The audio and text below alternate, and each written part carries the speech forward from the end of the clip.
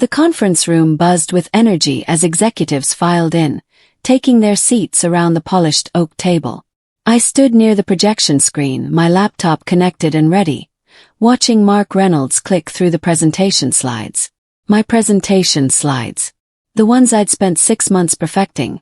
The ones that contained every detail of the Harper & Sons deal I'd built from nothing.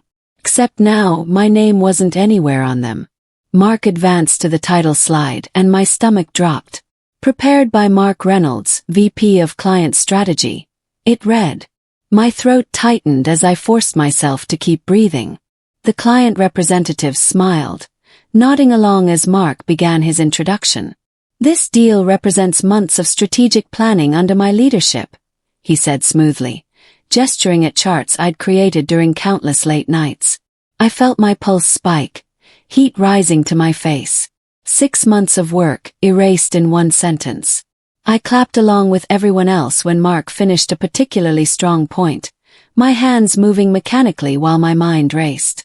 The smile I'd plastered on my face felt like it might crack at any moment. Across the table, Harrison Cole from Harper & Sons leaned toward Mark, praising him for such innovative strategy. My innovative strategy. The pricing model I'd developed after weeks of analyzing their industry. The implementation timeline I'd mapped out in painstaking detail. My hands gripped the edge of the table beneath its surface, knuckles turning white. Stay calm, I told myself. Don't give him the satisfaction of seeing you break. Don't let them see how much this hurts. Mark caught my eye mid-presentation and winked. Actually winked. Like this was some kind of game we were playing together, like I should be grateful to watch him steal my work. That tiny gesture of arrogance made something inside me shift from hurt to something colder, sharper. My name is Lauren Pierce. I'm a senior account manager at a mid-sized tech firm in Chicago, and 3 months ago, I was one deal away from a major promotion. I'd worked 70-hour weeks, sacrificed weekends, missed my sister's wedding rehearsal dinner to finalize proposals. All for this moment. All for this deal that was supposed to launch my career to the next level. Until Mark Reynolds decided he wanted the credit for himself. Until my VP looked at my work and saw an opportunity to make himself look good. He really thought he could erase me. The words echoed in my mind as the meeting wrapped up, as everyone congratulated Mark on his brilliant presentation, as I stood there with my professional smile firmly in place. He thought I would just accept this, that I'd slink away quietly and let him take everything I'd built.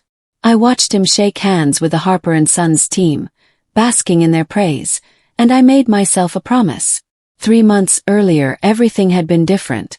I remembered sitting at my desk on a Friday evening, the office empty except for the cleaning crew vacuuming distant hallways.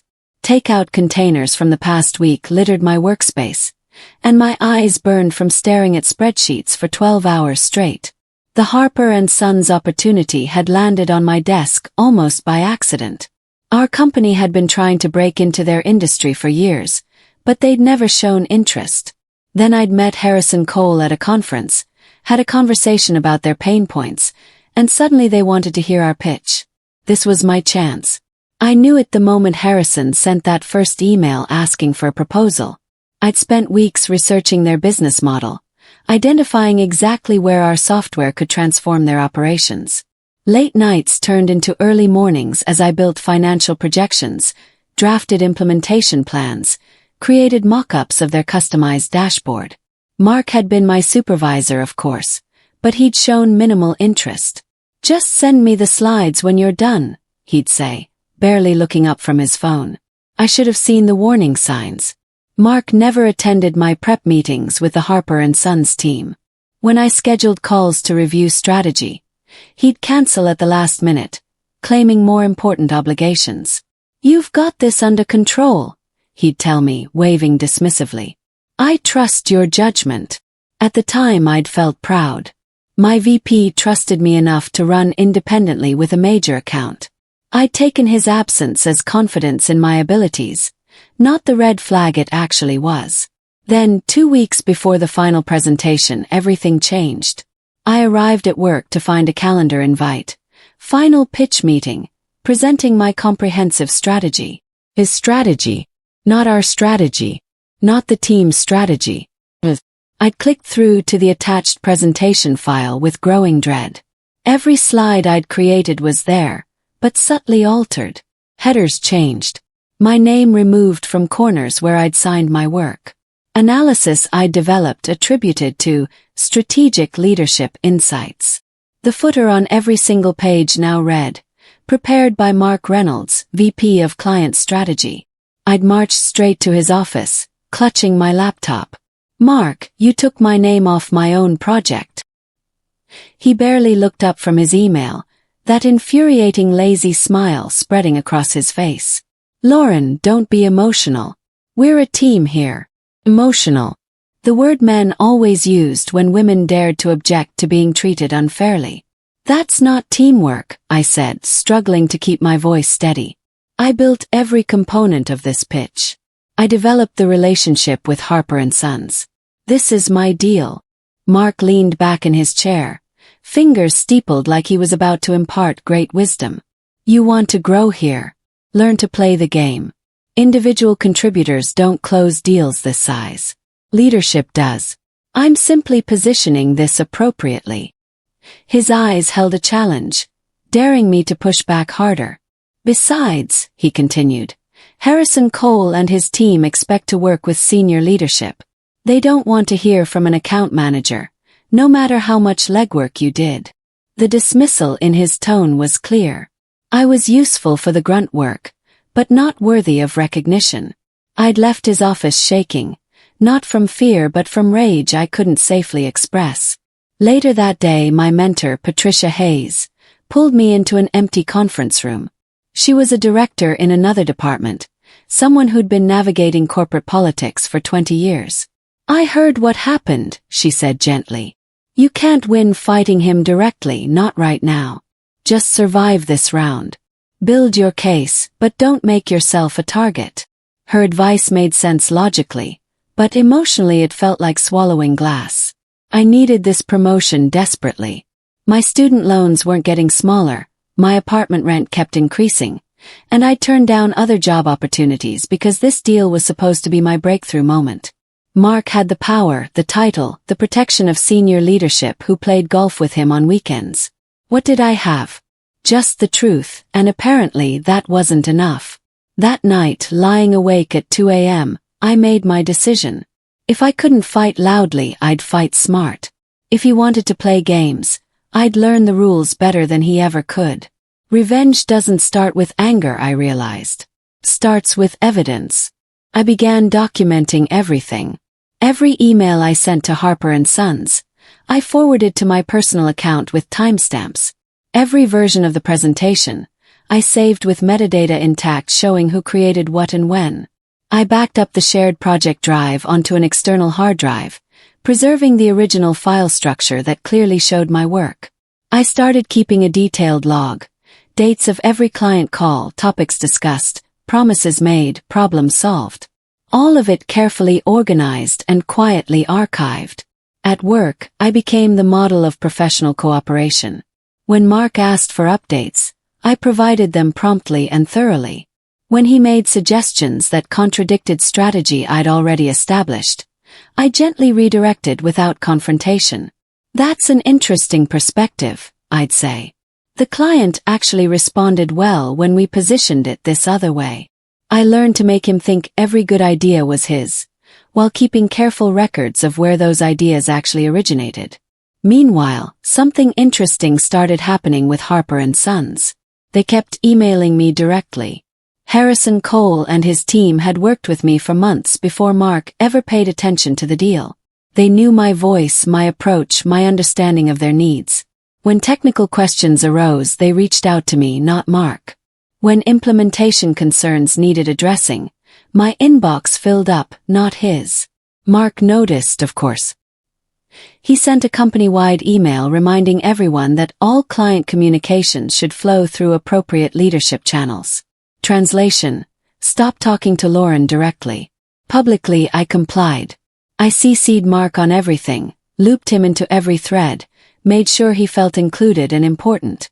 But privately, the relationship I'd built with Harper & Sons continued deepening. When their system had a minor glitch during the trial period, they called my cell phone at 7 p.m. on a Saturday. Mark would have ignored it until Monday, but I walked them through the fix in 20 minutes. When they needed data formatted differently for their board presentation, they texted me directly, and I turned it around in 2 hours. I never mentioned these interactions to Mark. I simply solved problems quietly, building trust while he took credit for outcomes. The cracks in Mark's facade started showing about 6 weeks after he'd stolen my presentation. He began missing deadlines he'd promised to the client. Files he sent contained errors I'd already corrected in earlier versions. During one video call with Harper & Sons, he confidently explained a feature our software didn't actually have, forcing me to send a damage control email later that evening. Just wanted to clarify the capability Mark mentioned. I wrote carefully, "What we actually offer is even better suited to your needs." I attached documentation showing the real functionality and how it solved their problem more effectively. Harrison replied within an hour, "Thanks for the clarification, Lauren. Please keep us looped in on all future communications. Your attention to detail is invaluable." I forwarded that email to my personal archive and allowed myself a small smile. Mark was unraveling, and I didn't have to do anything except let him reveal his own incompetence. The more he tried to handle things independently, the more obvious it became that he didn't understand the intricacies of the deal he'd claimed to architect. Patricia noticed during one of our coffee meetings. "He's losing control," she observed. "Be patient." I stirred my latte thoughtfully. Patience isn't passive. It's preparation. Then Mark made his fatal mistake. Behind closed doors, he started whispering to senior leadership about my supposed shortcomings. I only knew because Brenda in HR was dating my neighbor, and she'd mentioned over drinks that my name had come up in some concerning conversations. "Mark's been suggesting you're slipping," Brenda said carefully. "Says you've been emotional lately, maybe not management material." The betrayal stung, but I'd learned to channel hurt into strategy. Instead of confronting him, I simply updated my documentation. Every false claim he made, I countered with evidence in my private files. Emails showing initiative, client testimonials praising my work, metrics proving my results exceeded targets by 40%. I'd learned something crucial. Liars eventually contradict themselves. All I had to do was keep impeccable records and wait. Mark was building a narrative that didn't match reality, and eventually reality would win. I just had to be patient enough to let it happen. Meanwhile, I made sure my work spoke louder than his whispers. I volunteered for additional projects, helped colleagues with their accounts, stayed visible and valuable. Let him talk, I thought. I'll let my results respond. The turning point came on a Wednesday afternoon. I was reviewing quarterly projections when my phone buzzed with an urgent message from Harrison Cole. Critical issue with the implementation timeline. Need to discuss ASAP. My stomach dropped. I called him immediately, and what he told me made my blood run cold. Mark had insisted on pushing the software deployment forward by 3 weeks, overriding the careful schedule I'd developed. He'd promised Harper & Sons they could go live earlier, claiming it would be simple to accelerate. Except it wasn't simple. The accelerated timeline skipped crucial testing phases and ignored dependencies I'd identified months ago. Now their system was experiencing errors, data wasn't syncing properly, and their finance team couldn't close their monthly books. "Mark assured us this would work," Harrison said, frustration clear in his voice. "But we're dead in the water, Lauren. Our CFO is furious. We're seriously considering terminating the entire contract." My mind raced. This wasn't just about Mark anymore. This was about a multi-million-dollar deal collapsing, about our company's reputation, about all the work I'd invested. "Give me 24 hours, I said. "I'll figure out what went wrong and how to fix it." I worked through the night, diving into the technical logs, identifying exactly where Mark's rushed implementation had broken critical processes. By 6 a.m. I had a complete diagnosis and a recovery plan. But I didn't send it to Mark. Instead, I called Patricia. The Harper & Sons deal is imploding because Mark pushed deployment too early, I explained. I can fix it, but I need you to witness what happens next. At 9:43 p.m. that evening, exactly as Patricia predicted, my phone rang. Mark's name flashed on the screen. I let it ring 3 times before answering, putting it on speaker so Patricia could hear. Lauren. His voice cracked with desperation. I need you. The client's furious. They won't talk to me anymore. They're threatening to cancel everything. Please, you have to help me fix this. I let the silence stretch, watching the seconds tick by on my phone. 15 seconds. 20. Let him feel what it's like to be ignored, to need someone who might not help. Finally I spoke, my voice calm and cold. Now you remember my name. I heard him exhale, something between relief and panic. Lauren, please. I know we've had our differences, but... Differences? I interrupted. Is that what you call stealing 6 months of my work? I'll make it right, Mark stammered. I'll tell leadership you were instrumental. I'll recommend you for promotion. Just please save this deal. My entire career is on the line. Patricia was nodding at me, mouthing, make him commit. Took a breath. I'll fix it, I said. But here are my conditions. Every solution goes through me. Every client communication includes my name.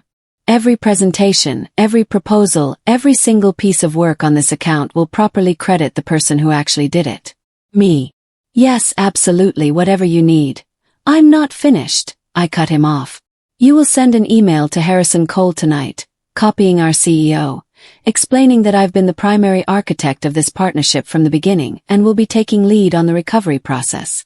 You will explicitly state that you overrode my recommendations, and that's why we're in this mess. The silence on his end was deafening. I could practically hear his ego dying. Mark, those are the terms. Take them or watch this deal destroy your career. Fine, he whispered. I'll send the email. Do it now. Forward me the sent copy. Then I'll start fixing your disaster. 20 minutes later, the email arrived in my inbox. My name, finally in writing, connected to the work I'd done.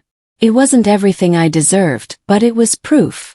I rebuilt that implementation plan in 48 hours of intense work. I reversed Mark's changes, restored the proper timeline, and personally walked Harper & Sons through every step of the recovery process. Their system came back online smoothly, data integrity restored, all errors resolved. Harrison sent an email that made everything worthwhile. Lauren saved this partnership. Her expertise and dedication are the only reasons we're still working together. Going forward, all strategic decisions should flow through her. He CC'd our CEO, the CFO, and Mark. I saved that email in 3 different places. But the real turning point came when corporate HQ started asking questions. Someone, I later learned it was Patricia, had quietly forwarded my documentation archive to the Chief Operations Officer. Not as a complaint, just as helpful context for understanding the Harper & Sons relationship. The CEO reviewed email chains showing Mark taking credit for work clearly originated by me. Saw timestamps on files proving I'd created presentations weeks before Mark claimed ownership. Read client communications revealing that Harrison and his team had been working with me all along. Within days, HR scheduled a meeting with Mark. I wasn't there, but I heard about it from 3 different sources. They'd shown him the evidence, the timeline, the file metadata that proved everything. He'd tried claiming I'd manipulated records, but IT confirmed all timestamps were authentic and unaltered. The Whisper network in our office went into overdrive. Did you hear? Colleagues murmured in break rooms and hallways. Mark Reynolds stole Lauren's entire project. She built that Harper & Sons deal from nothing, and he just put his name on it. How did he think he'd get away with that? The golden boy VP, the smooth talker who'd charmed his way through executive meetings for years, had become a cautionary tale. I watched it happen in real time. People stopped seeking his input. His calendar emptied of important meetings. The CEO walked past him without acknowledgement. 2 weeks after the HR meeting, senior leadership invited me to a private video conference. Our CEO, the COO, and the head of sales sat in a wood-paneled boardroom while I joined from a small conference room, my heart hammering. "Lauren," the CEO began, "we're restructuring the client strategy department. Recent events have made it clear we need leadership with actual client relationships and technical expertise, not just presentation skills." I held my breath. "We'd like you to take over as interim VP of Client Strategy, effective immediately. The interim label is just a formality while we complete the official approval process. The role is yours." My voice came out steadier than I felt. "I accept." Mark came to my new office 3 days later. I was unpacking boxes, arranging my desk in the spacious room that had been his until 72 hours ago. He stood in the doorway, eyes red-rimmed, shoulders slumped. "You ruined me," he said. No greeting, no preamble, just accusation. I set down the framed photo of my family I'd been positioning. "No, Mark. You erased yourself." The words came out softer than I'd intended. Not triumphant, just true. "You could have shared credit. You could have said, 'Lauren and I developed this strategy together.' You could have been honest." "I was trying to protect you," he tried, one last desperate lie. "Junior staff don't present to clients that size. I was shielding you from pressure." "Stop." I held up a hand. "Don't insult both of us with revised history. You stole my work because you thought you could get away with it. Because you thought I was too junior, too quiet, too grateful for my job to fight back." He flinched. "I made mistakes, but did I really deserve to lose everything?" I considered that question seriously. "You didn't lose everything, Mark. You lost what you tried to steal. There's a difference." He left without another word. I watched him walk down the hallway, past the office that had been mine, toward the exit. I felt no triumph, no joy in his downfall. Just relief that the truth had finally mattered more than his charm. My first month as VP was chaotic but exhilarating. I restructured how we managed client relationships, implemented documentation requirements so no one else could steal credit for someone else's work, and created mentorship programs for junior staff. The Harper & Sons contract expanded, adding 2 additional service tiers I'd proposed months earlier. Harrison Cole sent a gift basket to my office with a note, "To the person who actually did the work, looking forward to many more years of partnership." I kept that note pinned to my bulletin board. My team grew from just me to 6 account managers, all of them talented people who'd been overlooked or underestimated. We became known as the department that delivered results and developed people. My calendar filled with strategy meetings, client calls, and leadership sessions. Everything I'd imagined my career could be, finally happening. 3 months into my new role, I received an unexpected email from Mark. "Lauren, I wanted to apologize properly. Not because I think it changes anything but because you deserve to hear it. I was threatened by your talent, and instead of supporting you I tried to take what you built. That was wrong. You earned everything you have now. I hope you know that." I read it twice, then filed it away. An apology didn't undo the hurt or the months of stress, but it was something. Growth maybe. Or just resignation to consequences. 6 months after taking over as VP, the company held its annual leadership conference. I stood on stage in front of 300 employees, presenting our department's record-breaking revenue growth. My name, Lauren Pierce, VP of Client Strategy, glowed on the screen behind me in bold letters.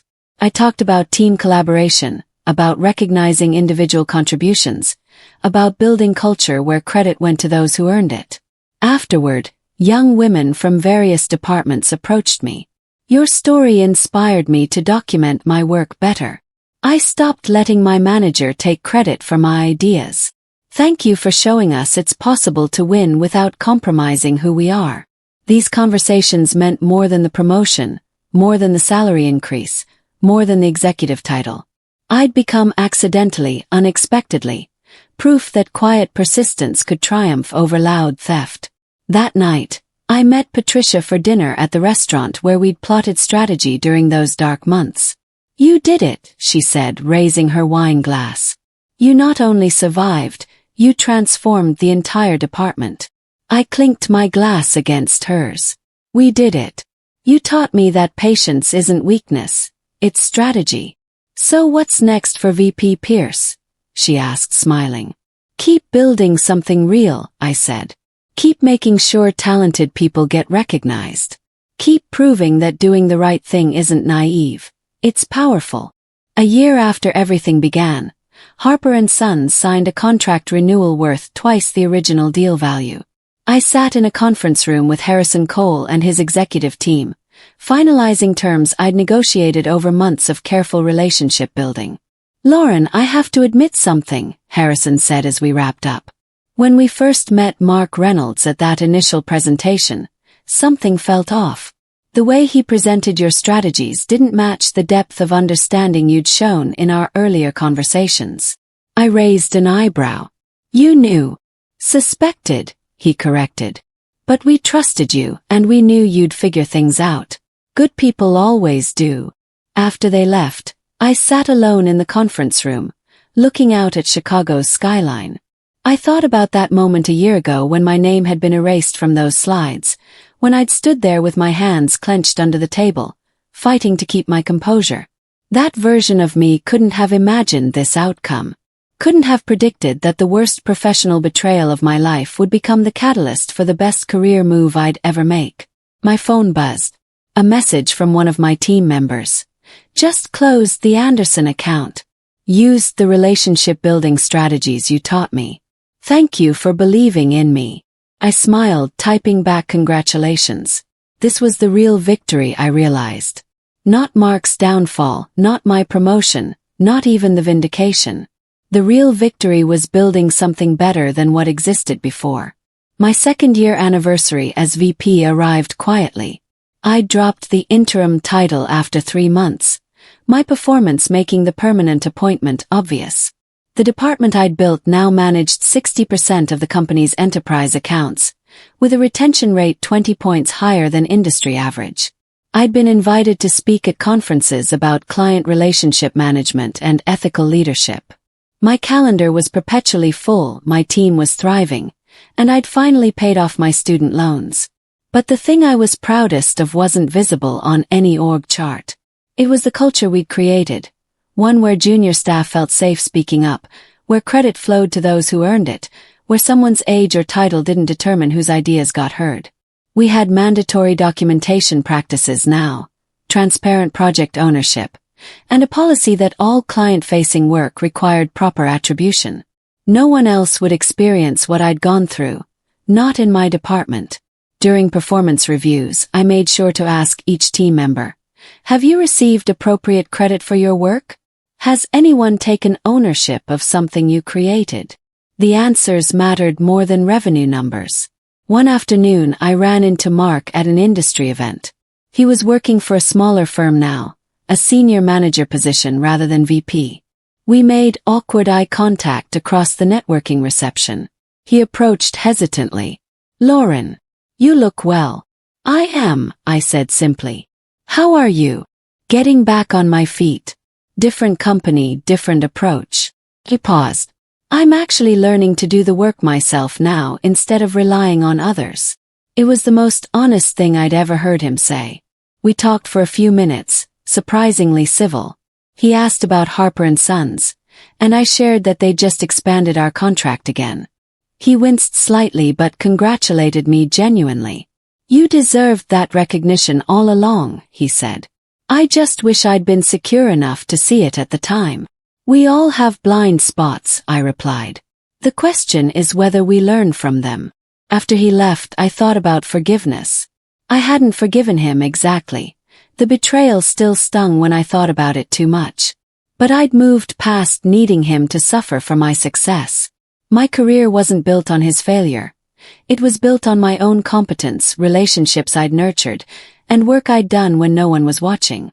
That distinction mattered. Revenge had never been about destroying Mark. It had been about ensuring the truth survived his attempts to bury it. The rest, his job loss, his reputation damage, his career setback, those were natural consequences of his choices, not my vengeance. I'd simply refused to let him erase me. Sometimes the most powerful thing you can do is refuse to disappear quietly. Refuse to accept someone else's narrative about your worth. Refuse to let fear of retaliation silence the truth. I'd done all of that, not through dramatic confrontation, but through meticulous documentation and patient persistence. 2 years in, I hired a young account manager named Casey who reminded me of myself at that age. Brilliant, hardworking, and too quick to let others take credit for staying in their good graces. During her first month, I noticed her manager, a director named Paul, presenting her strategy work as his own in a meeting. Afterward, I called Casey into my office. "I noticed Paul presented your competitor analysis today," I said carefully. "How did that make you feel?" She hesitated, clearly weighing how honest to be with her VP. "It's fine. He's my manager. That's how things work, right?" "No," I said firmly. "That's not how things work here. Let me tell you a story about what happened to me 3 years ago." I told her everything. The stolen presentation, the erased name, the quiet documentation, the eventual vindication. Her eyes widened as the story unfolded. "You're saying I should push back. I'm saying document everything, know your worth, and don't accept erasure as the price of employment. I'll talk to Paul, but more importantly, you need to protect your own work." I had that conversation with Paul that afternoon. It was brief and clear. Proper attribution or find another department. He corrected the record immediately. Casey later told me that conversation changed her entire career approach. The company profiled my department in their annual report, highlighting our retention rates and revenue growth. They asked me to write about my leadership philosophy. I stared at the blank document for an hour before the words finally came. Leadership isn't about claiming credit. It's about creating conditions where talented people can thrive and receive recognition for their contributions. The best leaders make others visible, not invisible. They amplify voices, not silence them. They build people up, not step on them to climb higher. Early in my career, someone tried to erase my contributions to make himself look better. That experience taught me that silence in the face of injustice doesn't protect you. It empowers those willing to take what isn't theirs. Since then, I've built my leadership on a simple principle. See people, credit people, grow people. When we make space for others to shine, everyone rises together. The article ran with a photo of my team, all of us together, everyone's name carefully listed. No one erased, no one hidden, no one treated as expendable. That's what mattered. Not the title, not the corner office, not the revenge on Mark, this. Building something better than what tried to break me. Creating a world where the next young account manager wouldn't have to fight the same battle I did.